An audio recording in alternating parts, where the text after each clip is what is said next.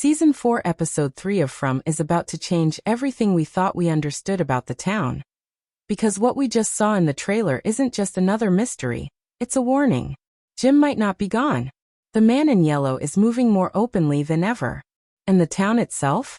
It feels like it's preparing for something far worse than we've seen before. The lines between reality, memory, and whatever controls this place are starting to completely break down. And if what the trailer is hinting at actually plays out, then this episode could be the moment where everything spirals out of control. The trailer opens in a way that instantly raises tension, with Tabitha and Henry returning to the bottle tree. This location has always been deeply tied to the secrets of the town, but now it feels even more important. Tabitha's connection to Miranda and the children she saw is clearly not finished, and when the boy in white appears again, everything suddenly feels urgent. His warning, telling them they're getting close but running out of time, completely shifts the tone. This isn't just about discovery anymore, it's about a race against something. And what stands out the most is how different he looks. He appears older, more serious, almost like whatever rules govern him are changing. That alone suggests that time in this world doesn't behave normally, or that the closer people get to the truth, the more unstable everything becomes. As this moment plays out, we see Tabitha and Henry running. And it's not a calm or controlled escape, it's frantic. That kind of reaction tells us they've either seen something terrifying or realized something they weren't prepared for. And when you connect that to the later shots of the lighthouse, it starts to feel like all roads are leading there. The lighthouse has always been presented as something important, possibly even an exit, but now it feels more dangerous than hopeful. If Tabitha believes it could get them home, then it also raises the question, what is she willing to risk to prove that? Because based on her mental state, losing Jim and dealing with Ethan's claims, she's not thinking clearly. She's acting on emotion. And in a place like this, that's incredibly dangerous. At the same time, we get a deeper look into Boyd's situation. And it's clear that he's starting to break. His conversation with Acosta is layered with guilt and regret, especially when he compares her behavior to Abby. That connection is important because it shows that Boyd isn't just trying to control the town anymore. He's trying to stop history from repeating itself. He's seen what happens when someone loses their grip on reality here. And he knows how quickly things can turn deadly. But the problem is, even if he's trying to help, Acosta isn't someone who's going to listen. There's already tension between them, and if anything, his approach might push her further away. What makes this even more unsettling is the moment where something reaches out of the ground toward Boyd. Whether it's Abby or just another manifestation created by the town, it proves one thing: the town knows his weaknesses. It doesn't just attack physically, it attacks psychologically. It forces people to confront their guilt, their fears, and their past.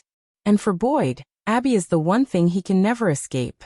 So if the town starts using her against him more directly, then his leadership is going to be in serious danger. Because a leader who can't trust their own mind is exactly what this place wants. And that ties into a much bigger theme that the trailer is hinting at. The idea that the real threat isn't just the creatures outside at night, but what the town is doing to the people inside. It's isolating them, breaking them down, and turning them against each other. Boyd is trying to hold everything together, but you can already see the cracks forming. The trust is fading, the fear is growing, and if something pushes the town over the edge, then it won't just be about survival anymore. It'll be about who turns on who first. This first section of the trailer sets the stage perfectly. It's not rushing into action, it's building tension, layering character struggles with bigger mysteries, and slowly pointing everything towards something massive. The warning from the boy in white, Tabitha's unstable mindset, and Boyd's emotional collapse are all pieces of the same puzzle. And the more you look at it, the clearer it becomes. This episode isn't just moving the story forward, it's setting up a turning point where the consequences are going to hit harder than ever before. As the trailer continues, the tension doesn't just build. It starts to shift into something far more personal, especially when we move into the situation inside the diner. This is where the emotional cracks between the characters begin to fully show. And Julie ends up right at the center of it. The moment she reacts with frustration and disbelief, it instantly feels like something serious has been said. Something that cuts deeper than just a normal disagreement. And when you look at who she's responding to, it becomes even more unsettling. Because Sophia isn't just another resident. She's the man in yellow hiding in plain sight. That changes everything about this interaction. Sophia's calm response, apologizing and trying to defuse the situation, feels almost unnatural. There's something off about it, especially when you consider what we know about her true identity. It's not genuine remorse. It feels more like manipulation. And when Julie pushes back, asking what she actually meant to do, it creates this moment where you can sense the tension rising in the room. Julie isn't just reacting emotionally, she's picking up on something.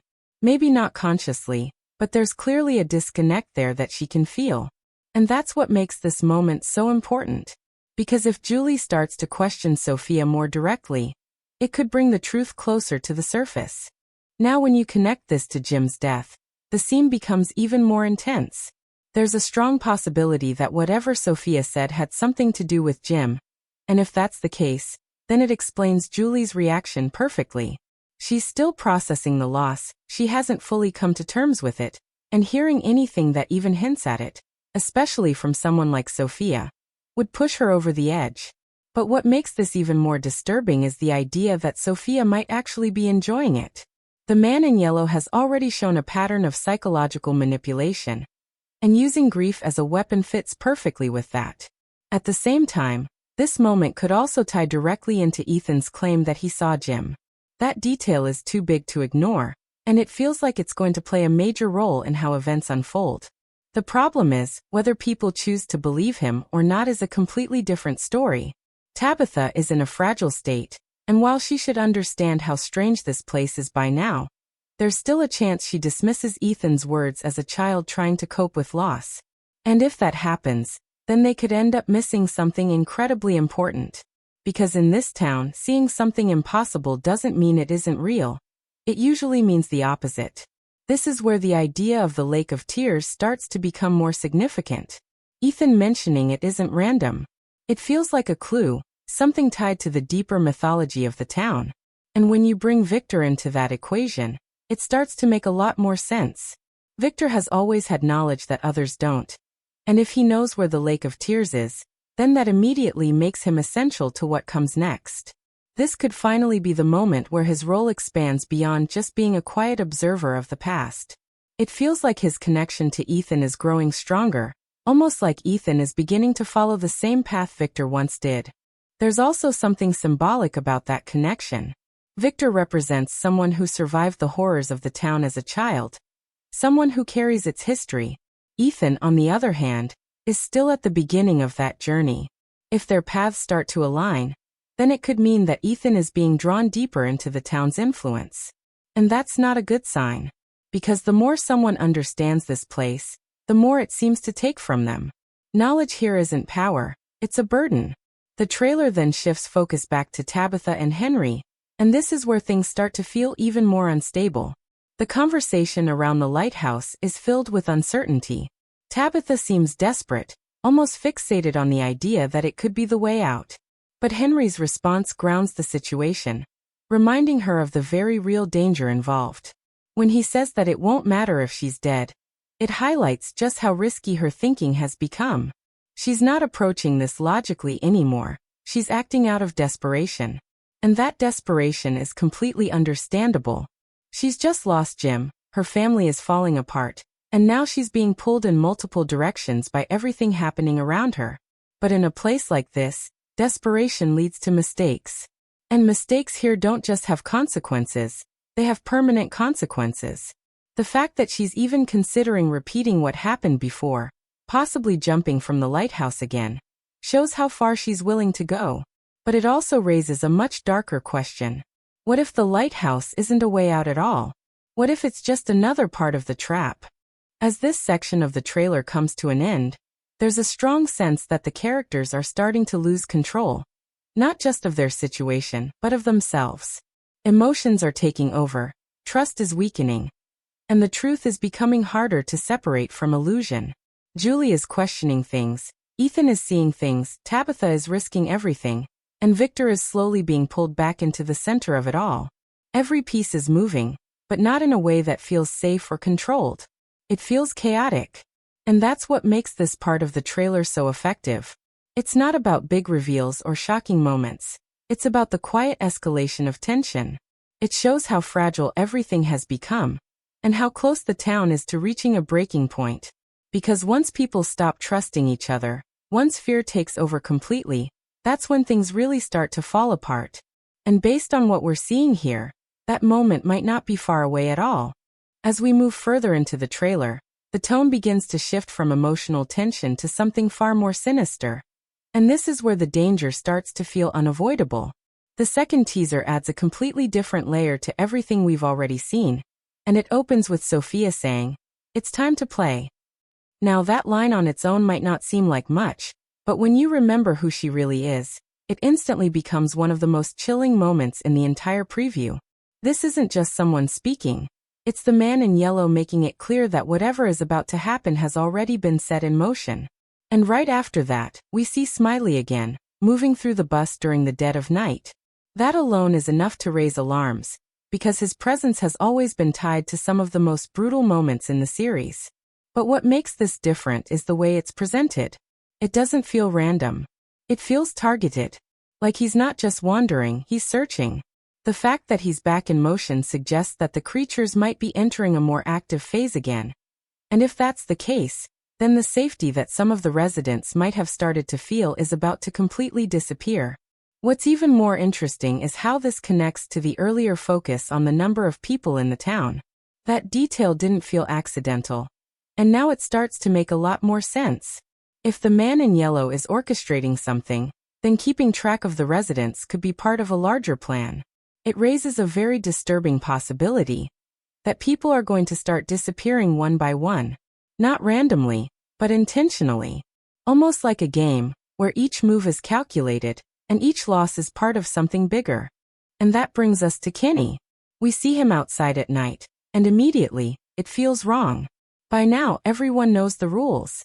Being outside after dark isn't just dangerous, it's almost guaranteed death.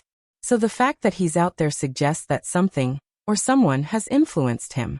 When you connect that to Sophia's earlier interactions with him, it becomes even more concerning. She's been slowly getting into his head, building a level of trust, and if she's the one leading him out, then this could be a setup.